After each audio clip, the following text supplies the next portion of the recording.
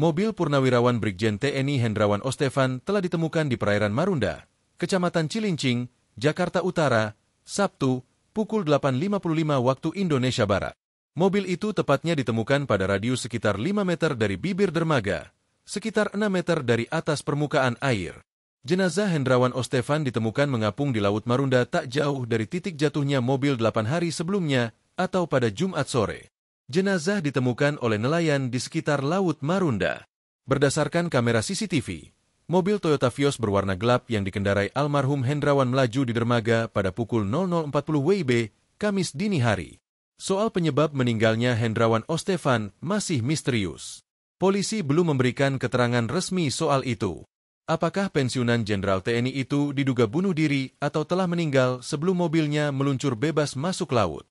Kriminolog dari Universitas Indonesia, UI, Adrianus Meliala, melihat mobil kaca yang pecah jadi petunjuk mengungkap penyebab meninggalnya Brigjen TNI Purnawirawan Hendrawan Ostevan. Menurut Adrianus, pecahnya kaca menjadi jawaban mengapa jenazah Hendrawan ditemukan mengapung, sehingga jenazah tidak terkunci di dalam mobil. Jika almarhum berniat mengakhiri nyawanya sendiri dengan bunuh diri, Adrianus memperkirakan seharusnya jenazah tetap berada di dalam mobil. Kemungkinan itu terbuka sebab bisa saja almarhum keluar dari dalam mobil bukan karena disengaja, melainkan karena kaca yang pecah membuat jenazah bisa mengapung. Itu memungkinkan jenazah korban keluar dan mengapung. Tadinya saya berpikir kalau ini adalah satu tindakan bunuh diri, maka dia tidak akan keluar dari mobilnya dan tidak akan tubuhnya mengapung.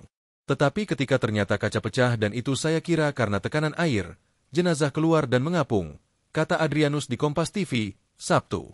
Namun untuk memastikan penyebab kematian karena bunuh diri atau tidak, masih ada hal lain yang masih bisa menjadi petunjuk, yakni hasil autopsi. Adrianus mengatakan jika menerjunkan mobil ke laut menjadi cara mengakhiri hidup maka seharusnya Hendrawan masih bernapas saat masuk ke dalam air. Kemungkinan lain bisa saja terjadi. Hendrawan sudah meninggal sejak dalam mobil yang melaju terjun ke laut.